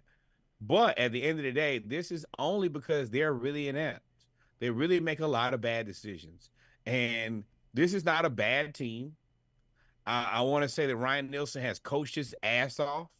I don't know what the award is for assistant of the year, defense or coordinator of the year, but he deserves to be in that conversation. They have that. Period. This is Arthur Smith blowing it, and you blew it, and you deserve to be fired. And I think that losing to Chicago the way you lost Chicago. Well, here's the thing. I'm not sure if he has a job. Here's the thing. I don't think he's sure if he got this game. The score one does not tell you about the game. The defense didn't really allow 37 points. If you take away the turnovers, they only allowed 10 points, 9 points. Younghoe Koo missed 2 field goals early. Taylor Heineke threw 4 interceptions? 3 interceptions? They threw 3 interceptions. They brought Desmond Ridder in to run a trick play with Bijan. He fumbles. They then bring Desmond Ridder in the fourth quarter after Taylor Heineke has thrown 3 interceptions and proceeds to throw a 4th interception. Now, DJ Moore had a hell of a game, but the defense was on their heels. They were on the field the whole second quarter. I mean, the whole third quarter, they were on the field. The whole third quarter because he kept throwing picks. Arthur Smith, you have to do something. You have to go get something. You have to go get a quarterback. You have Russell Wilson we'll talk about here in a second. You have Desmond Ridder. You still have a chance. I'm not Desmond Ridder. I'm sorry. You have Justin Fields. You still have a chance at a higher draft pick depending on if you win or lose this upcoming week. But this right here if I was a defensive player, is unacceptable. This is unacceptable. Now, Kyle Pitts, we've been trying to get you the ball the whole year, and Heineke put a pass right on you in the first quarter, and you just didn't even extend your arms. I don't understand what happened, but it didn't happen. What? For what? So This season over with, bro. I'm not finna. Hey, he got hurt in the end of last season bro. At the end of the day, these guys are making business decisions now. And I hate to say it, but they're making business decisions not considering the Atlanta Falcons anymore. The Falcons have not considered them for the last 2 years with a quarterback. So no, if you haven't helped me get to my money, then I'm not risking my life at this point. Because all I can do is get hurt the last 2 games of the season. And then when it's time for y'all to try to pay me, y'all be like, oh, well, we don't know what your health look like. Nah, bro, we done. So I don't want to hear nothing from you. What was frustrating about this game was he finally gave the ball to Tyler Algier in the first quarter. Algier proceeded to catch a screen pass, go 75 yards for a touchdown. He didn't give Algier the ball anymore until the fourth quarter. I don't understand it. Now, what's his name is going to save. He's going to get it. He may be safe, depending on if they win next week, because the Buccaneers just went out there and laid an egg against the Saints and lost 23-13, where Baker Mayfield, we were talking about you and all of this stuff, contract negotiations, and you were awful. You threw like 2 or 3 interceptions. I agree. You were awful. The same way that we felt about Desmond Ridder is now how I feel about Arthur Smith. You're not capable of doing this job. And it's not that like the difference between him and Desmond Ridder is Desmond Ridder just does not have the capability. He cannot do it. Arthur Smith, you're too smart for your own good. You're going to find a way to outsmart yourself consistently. And now that I know that about you, I can't trust you. I can't trust you because if I'm a player, I'm not interested in coming back here. None of that. So no, I want you to go. I want Desmond Ridder to go. And if you ask me why, in the exit interview, I'm going to tell you. It's because you played Desmond Ridder after you should have already identified that Desmond Ridder was unacceptable to play. Yeah. Sorry. So you got in the NFC South, you have for now I think the Buccaneers are still in 4th place in the playoff picture, in first in the division. And they play the Panthers next week. So if they win next week, they win. The division, the Saints and the Falcons are out. If they lose, the winner of the Saints-Falcons game becomes the division winner. If the Falcons win, the Saints lose, the Buccaneers lose, and somebody else loses through tie breaks, the Saints end up still becoming a wild card where they will then have to rematch with the Falcons or the Buccaneers. So the NFC picture, you have 1, you have 3, and you have 1 and 3 and 5 pretty much done. San Francisco, Philadelphia, and Detroit. In the AFC, though, I'm sorry, that's wild card. In the AFC, the Chiefs ended up beating the Bengals and securing the AFC West. Barely. If it wasn't for the AFC West being so bad, the Chiefs would not win this division. But the AFC West is so bad that they have now clinched and won the division 25 against the Bengals, who did not have Burrow. There was some chippiness going on in this game. Couple fights, couple fisticuffs, couple names was said. I think Chris Jones called out what's his name, Jamar Chase, after the game. There's some smoke between these two teams. A quarterback. I mean, y'all better go get him a wide receiver. I think that this season is a loss. I don't think that this team at this present moment can, and it's unfortunate because the defense has gotten so much better, but they can't compete for a Super Bowl presently. Like you've Jerry Jones' offense. And the reason I say that you Jerry Jones' offense is because you've juiced it. You've taken everything out of it. You've made it where Mahomes basically has nothing. He's supposed to just make it happen. He's supposed to stoop down with worn down tools. And, you know, this is one of the things we'll go ahead and get into it now. I think that Kelsey, he could retire at the end of this season, and I don't have an issue with it. I think that he runs it back one more time. I think that he deserves a swan song, an opportunity for him to not have to do all the work. I think that he should be able to defer to another guy and let that other guy be the lead and him be the complement instead of the way that it's always been. But y'all got to find somebody for Patrick Mahomes to throw the ball to. I think they said that the Chiefs have had 40 drops this season. Lead the You league. can't win like that. You Lead the can't lead the league. league in drops. And you can't go to Mahomes and say anything. We've seen what can you say? multiple touchdowns. Just, I hate to say it, man. Kadarius Toney, you shat the bed all season, bro. I'm your biggest advocate. I want to say, hey, man, I support you. It's over, bro. I don't think that there's a way for you to come back.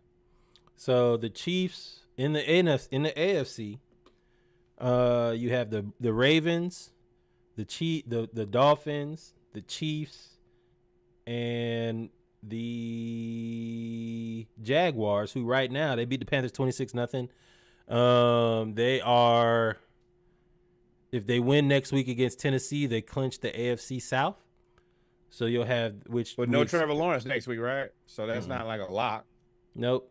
And then you have, of course, you already have Cleveland, who's clinched. What's interesting is Buffalo.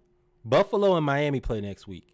If Buffalo wins, they win the division and end up jumping to maybe the number 2 seed or I think 3 seed.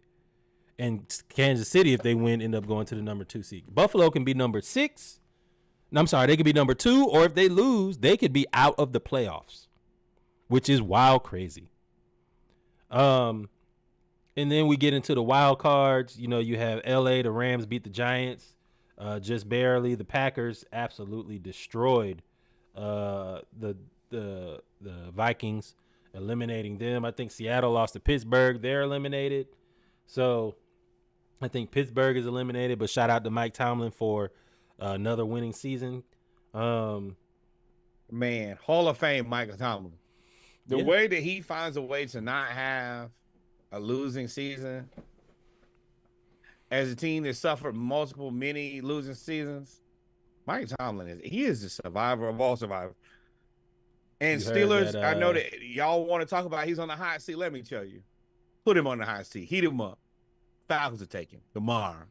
Y'all heard that they may be looking at Justin Fields too? with George Pickens.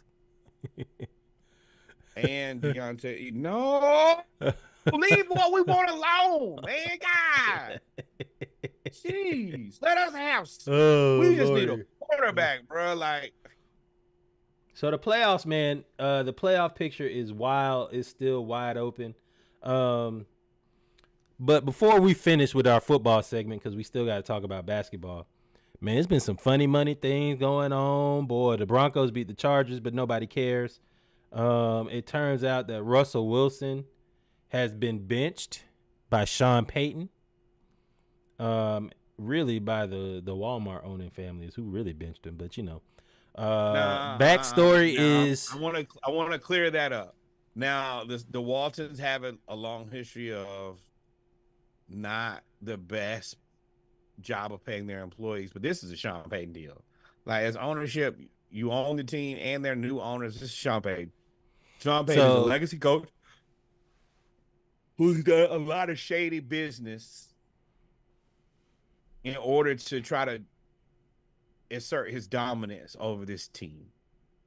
So Russell Westbrook was benched because he has his contract extension starts next year, 5 years, $200 and whatever $million. He gets paid $37 million guaranteed this year. I think it escalates all the way up to like 50 or 60 by the end of the season, by the end of the contract. The stipulation is at the end of before the 2025 season, he has a injury clause that if he can't pass a physical there before the 2025 season, he will then get $39 million fully guaranteed. The Broncos came to him apparently 2 weeks ago and asked him to move and alter his contract in the middle of the season. in which he said no, and they said if you don't, you will be benched. Asking you to move your contract is not a Sean Payton deal. That's a GM deal, that's a president deal, and an ownership deal. That Sean Payton benched Russell Wilson allegedly because Russell Wilson was bailing out of his plays. And that's why Sean Payton was going off on Russell Wilson on the sideline. Because as soon as you go to the plays, and I went back and looked at some of the games on NFL.com, you can see Russell go to the side. He goes and audibles a lot, which pisses Sean Payton off. Now, you mean during the best football that they played all season, he's been audible? It does not excuse Sean Payton for trying to basically punk Russell Wilson. What did he say? He said, well, he said, you kissing too many babies. Yeah. And this is what, matter of fact, let's get to what Ryan Clark said. Ryan Clark said, let's hold Sean Payton accountable for this because his behavior as head coach is unacceptable. He told Russell Wilson, you don't get a special parking spot, which, normally the star player or the quarterback does. Yes, you do. He says you're here kissing too many babies, all of this stuff. I've always said Sean Payton has a color problem. It is what it is. He didn't say any of this to Drew Brees. Drew Brees is the most kissing his baby guy in New Orleans. He could run for governor there. And he came in immediately before that and basically tried to diminish Russell Westbrook early. The thing about the Broncos are 6-3 in their last 9 games. And they could have made the playoffs. Yep. And they came to him 2 months, and then they let him play for 2 months. After asking him, he told them no. They still let him play for 2 months because the NFL Players Association got involved. And then you get mad at him bailing out of plays. Yeah, y'all try to bail out of the contract. You think I'm not going to bail out of plays? I got to protect myself, and you guys are clearly not. Y'all trying to get money back. And, honestly, once somebody asks you, hell, we work jobs, Reggie. Somebody come to you, tap you on your shoulder and say, hey, Reggie, how do you feel about giving some of the money back? After I argue, we negotiated this. Now, it's not like, they traded for him and then they'd had the contract discussions. And y'all agreed. So unless there was you know how we feel about reneging in the black community. Unless they said that there was a gentleman's agreement that he would push the money down the line, then y'all are wrong. And I still say y'all are wrong because there's no gentleman's agreement in football. So especially when millions of dollars are there. So y'all are wrong for what you're doing to Russell Wilson. I'm sorry. And if I'm a Denver Bronco, let's be honest. If I'm a Denver Bronco, I ain't negotiating with y'all. For what? No.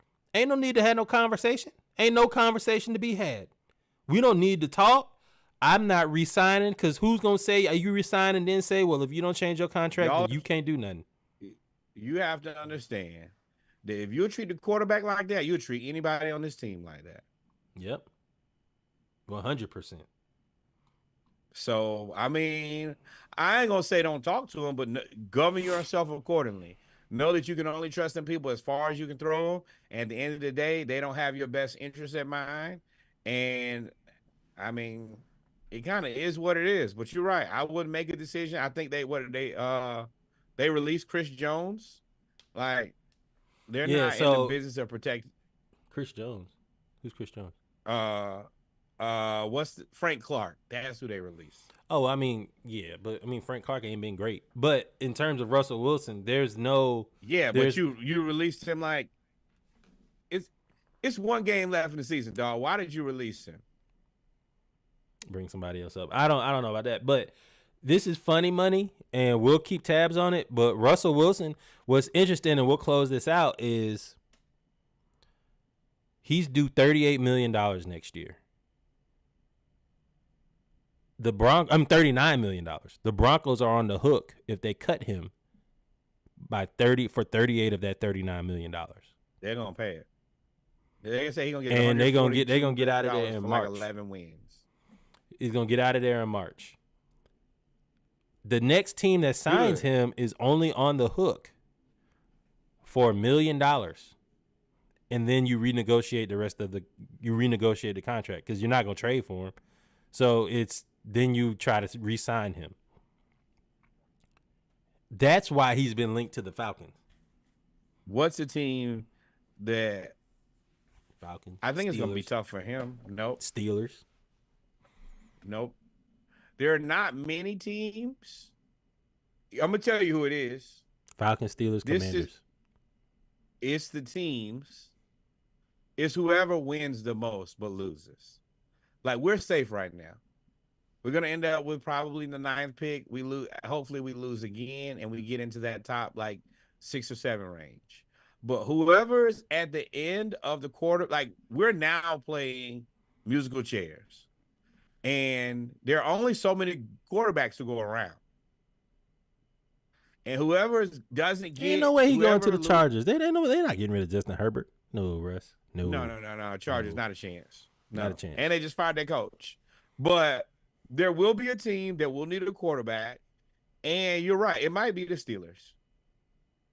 It's a team that's got to be bad, but good. They got to be good enough. And the Steelers with a winning record, they're going to be pushed out of the ability to get a quarterback. Jay Daniels is going to be gone. Michael Penix is going to be gone. Well, they said Michael Williams Penix might fall to the second round.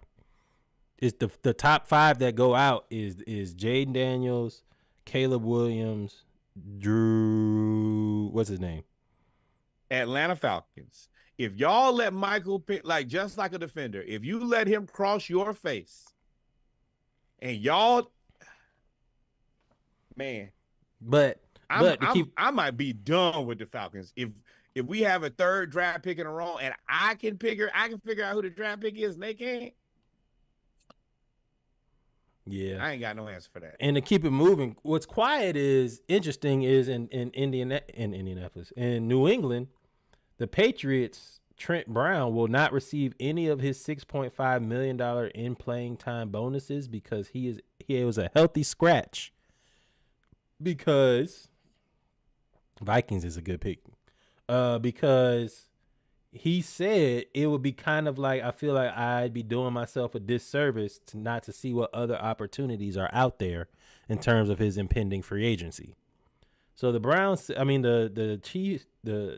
Patriots said, well, if that's the case, then you're not going to play your last game and you're not going to get $6.5 million, which basically burns the bridge.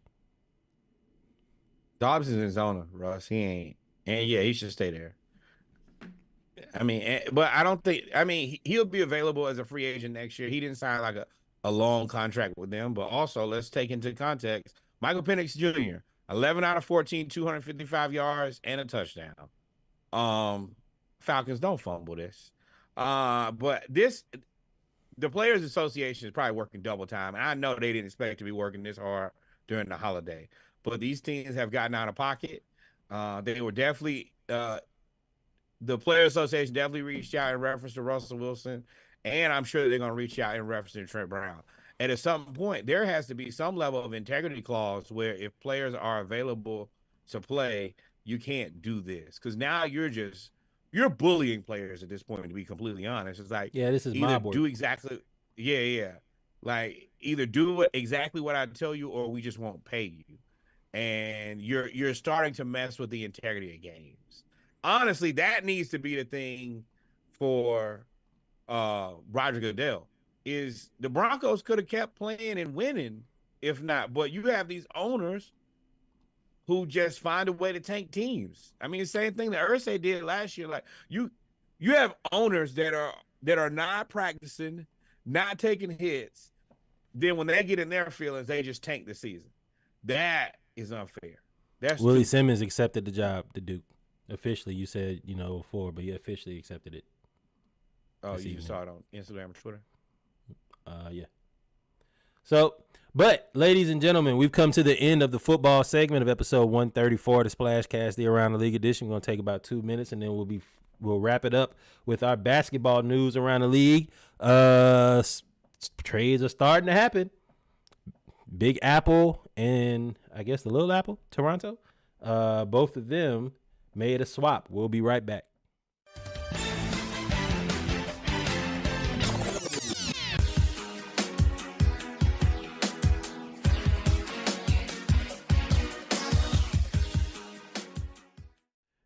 we're back, ladies and gentlemen, with our final segment of episode 134 of the Splashcast, Monday Night Raw, our basketball segment, news around the league, man, news around the league. Hold on.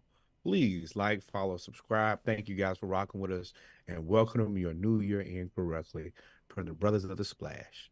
We appreciate y'all. We appreciate y'all, man. Let's get right into it because the second half is starting, and it is 14-14. You mean 21-21? 21-21, sorry. The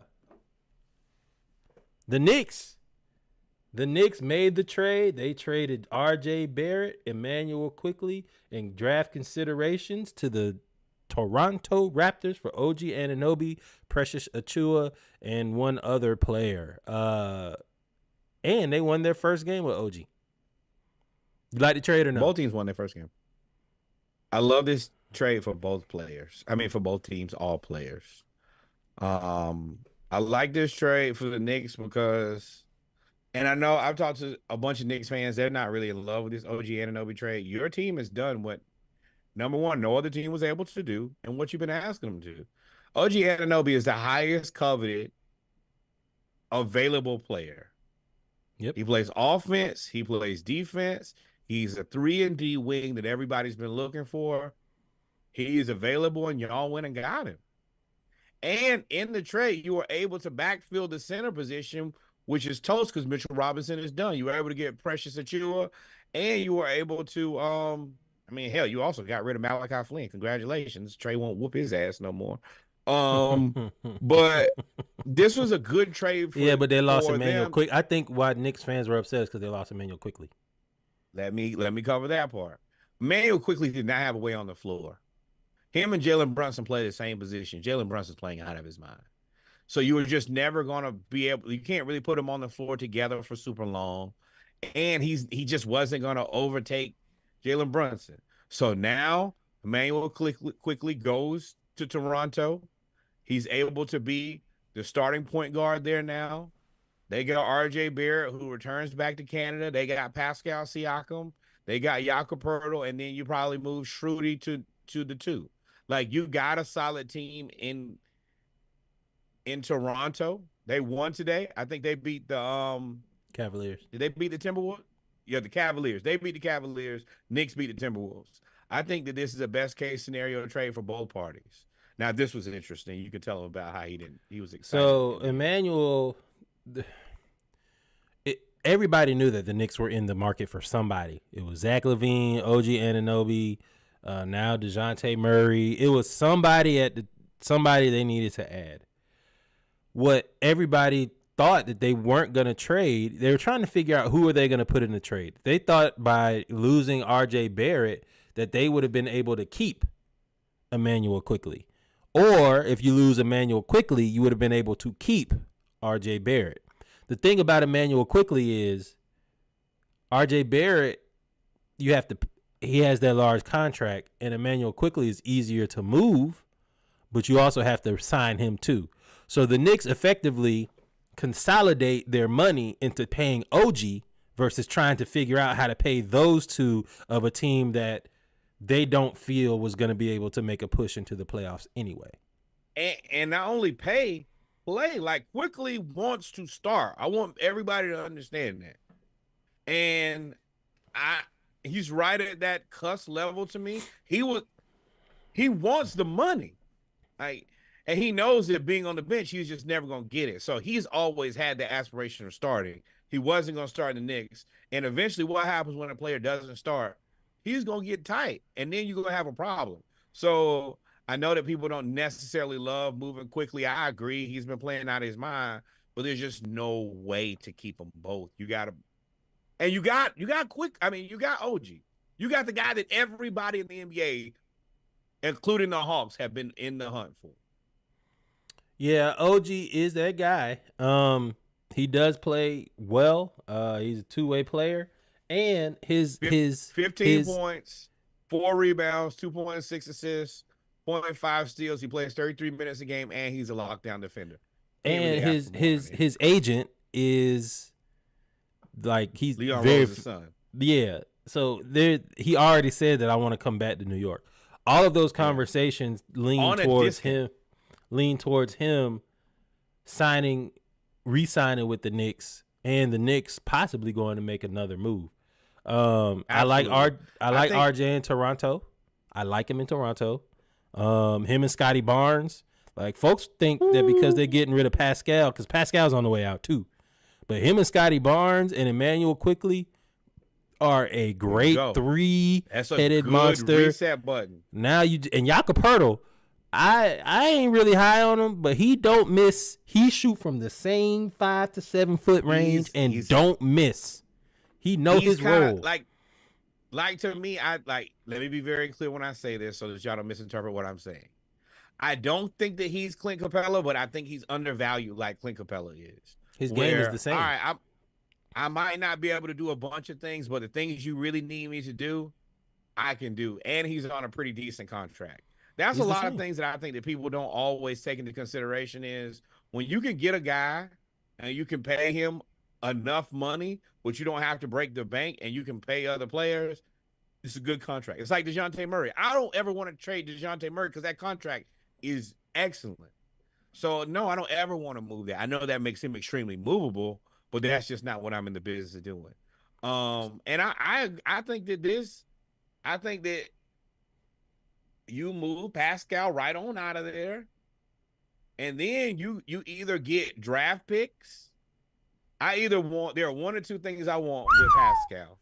Pause. And I really want Michael Penix. Pause. Don't forget your spot. Michael Penix Jr. just threw the ball on a rope with past 30 yards with 2 defensive tackles in his face into double coverage on a dime. Ooh, in between his own for a touchdown. Ha! He said, like, y'all forgot about me. 292 yards. And y'all, Michael Penix. No, finish your thought. I didn't want you to. It just, that caught me off guard. That throw right there. Fair enough. Woo! Finish your thought. Finish your thought. I can't wait for him to be our quarterback. I think that Toronto has they have found a way out of this to find direction. Scotty Barnes is your lead dog. You have RJ Barrett, who's from Toronto. You got Emmanuel Quickly, whose only job right now is to prove to everybody that he should be a starter. You move on from Pascal Siakam, and either you get right into the draft. I want draft picks for Pascal. I want a serviceable player now, and I want draft picks. I want to be able to go ahead and pay Scotty. RJ Barrett's under a decent contract. I would really like to figure out what to do with, like, if Emmanuel's going to be our guy, which I think he probably will be. And then what if you make Emmanuel the 1? Because there's another player that has outgrown. He is the one. He's the one. There's another player that has outgrown their team. And I ain't going to say outgrown. I think the team has outgrown him. But if you put him on this team, it is scary. Jalen Green. With Quickly at the 1, Jalen Green at the 2, RJ at the 3. You talking about from Houston? Yes. Scotty Barnes at the 4, Jakob Poeltl at the 5. That is because that's the shooting that you need. They don't have a lot of shooting on this team right now. The 2 guard from Houston, he's not that available yet, even though I think that he should be. And I mean, they don't have anything to give to Houston that they can use right now. I mean, who's there for? Jabari Smith, excuse me. Well, yeah. Well, we'll see where Pascal go. I hope he don't come to Atlanta. I hope we don't do what we about to do, because Atlanta, if you look at DeJounte Murray's social media, he has scrubbed all Hawks affiliations off of there. He has deleted all Hawks stuff. It has come out that the Knicks and the Lakers are front runners for him or Levine. It comes to a surprise for us. We thought that DeAndre Hunter would be the person that would be traded, not DeJounte Murray. Let me tell you this. Let me go ahead and our organization is awful. Pascal Siakam has made it clear that anybody who is not the Toronto Raptors, he is not signing with. He will go into unrestricted free agency first. Do not give away an excellent contract for the hope the hope of having the opportunity to sign Pascal Siakam, who's 30-something years old. He doesn't fit our team's timeline. He costs too much and is about to cost more. And I also don't trust this team. I don't trust this ownership group. And depending on what y'all, Pascal Siakam is 29 years old. Yeah, he'll be 30. And he's on a 4-year. He's at the end of a 4-year, $37 million contract. He ain't signing for less than 40. No. Now, I do think that him wanting that and not willing to sign that, I think that has to back the Hawks off because we don't want to pay the luxury tax. This is one of the few times when it's actually really good to be cheap. So we'll see what happens with the Raptors.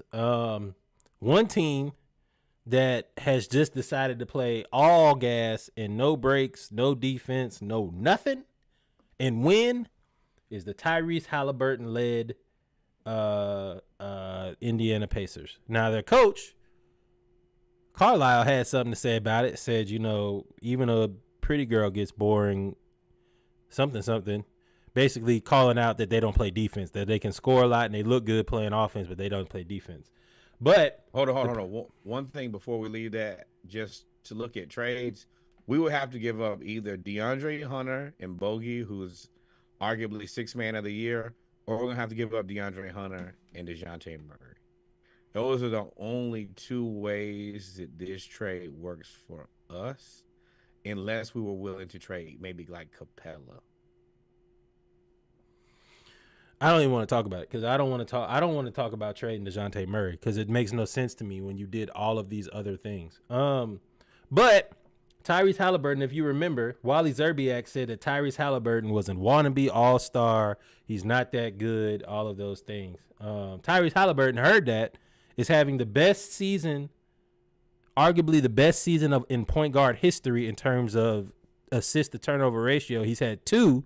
I think he had back-to-back 20-point, 20-assist games and with a total of like 2 turnovers. He be having no turnovers, and I'd be like, oh, my God. Like, is he playing 2K on rookie? How do you have no turnovers and 20 assists? That to me is almost Mango Pennies Jr. Like I get the whole Sabonis trade, but you got to look back at them eventually and say, man, y'all have Fox and Halliburton, man. Well, to me, that's another trade that it worked out. Win-win, but it's like you can't get mad. You can't say you got Sabonis and like, dang, you had Halliburton because both of them. Fox wasn't gonna be able to flourish how he needed to flourish, and we never knew Halliburton was this good because he just couldn't have. He needs to be the primary ball handler all the time. But yeah, man, he's a problem. He's a problem. Fumble. Washington got the ball back. In the red zone, Michael Penix Jr. out here wheeling and dealing. Atlanta 17 to 20, 311 yards, 2 tutties, baby, 2 tutties. Shout out to the Houston Rockets. They hosted a Nigerian night, headed by a panel, featuring Chine Agumake, the WNBA player and TNT and ESPN analyst. Also, I believe she just got engaged, so that was a big thing. Married. Head coach Ime Udoka, legend Akeem Olajuwon, and Nanika Agumake were all in attendance, and they had a panel hosted by Nigerian Olympian Dr. Soon Adigan. So this was pretty dope, man. How did the city embrace this? I mean, honestly, I didn't even know about this, but I tell people all the time, I think that Houston is the Nigerian capital of the country. Like, it's a place where a lot of people who leave Nigeria, they come here. I know that Atlanta has a large Nigerian population, but I think that this is beautiful. I think we need more of this. And yeah, I ain't gonna lie, Atlanta, you up next. Y'all need to make it just like everybody signed up for Spanish, Mexican history, and NFL had Mexican History Month, all of that. This is an opportunity. And I mean, the Nigerian people come out and support. We have had multiple Nigerian legends. And I mean, I'm also very, very happy to see Hakeem be a part of this. This is fundamentally very important. So I'm gonna be a Grinch. I love it. I love everything about it. I hate that it took us getting into Africa and opening up all these African art offices and wanting to get NBA Africa off the ground for them to then start doing stuff like this in America, because it seems Akeem Olajuwon been there since 1984. I agree, but I It also seems a little understand that, like, panderish the to Nigerian me. population has grown. Like I was lucky enough that one of my closest friends is Nigerian, so I was exposed to it very early. But it was, I guess now the way that I see Houston, there are so many Nigerian people here. It's just a part of life. Like, you go places, there's a Nigerian night, like there's a Spanish night certain places. When I was growing up, I wasn't exposed to that. I think that as sometimes communities grow, you just have to be willing to be open and grow your fan base and pay attention. And I give them credit. I give them credit. Yeah, man. Yeah, man. So, quick question. Dwight Howard posted saying that him, Isaiah Thomas, John Wall, Michael Beasley, DeMarcus Cousins, Kemba Walker, Lance, Blake, Taco could win a game quicker than the Pistons. Ironically, the Pistons ended up winning that game, and the 28-game losing streak is over with. They ended up beating Toronto during those trades, but Dwight gotta go sit down somewhere, man. I mean, No, he don't. I mean, this is what I ain't into all this. Good. I get what you're saying, but he's not. Dwight should be in the NBA. Like him or don't like him, I know he's had some other things that are kind of, I think, kept him from getting signed to a team.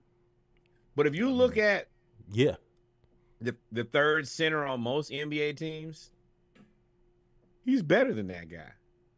I love Bruno Fernando. Since we drafted him, left and came back. Dwight Howard is better than Bruno Fernando. Yeah, but Bruno Fernando also is not it. So Dwight Howard is not about being good on the court.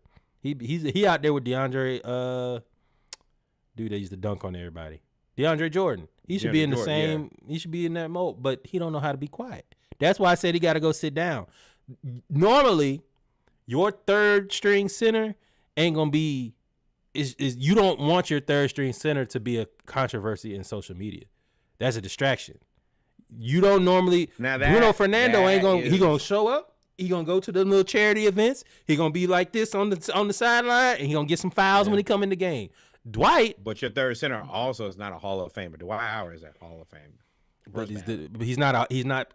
Dwight Howard is a Hall of Famer. He was an All-Star. He was Hall of Fame caliber. He is not Hall of Fame caliber anymore. He is third string center. Your third string center is not supposed to be in the social media. Is not supposed to bring all of this stuff on. If he was Dwight Howard of 2008, then you deal with all of that because it's a problem. He needs to be Dwight Howard to help Now let's be real here. He helped the Lakers win that championship. He helped the Lakers win that championship. Now you missing my point though. Now, not that long ago. You can't come on, man. You being like the college football committee. You said you don't. You said it's a cloudy ring. Like so. But anyway, my point is, two things. He's not going to be. He cannot be the center of attention. And Dwight, through his antics, I put him in the same category as Cam Newton. Through his antics, before you could have helped out anybody. You could have helped out anybody, but you didn't want to be quiet. Not telling you to be quiet, but you didn't want to do what you. And that's what it is. When you are a third string, anything, you got to do what you're told. So, fair.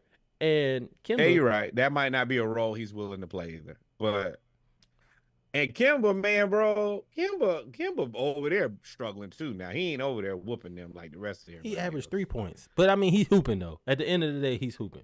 He's hooping. Do the Clippers, are they still the favorite? No, I'm sorry. Pat Bev played for 76ers now.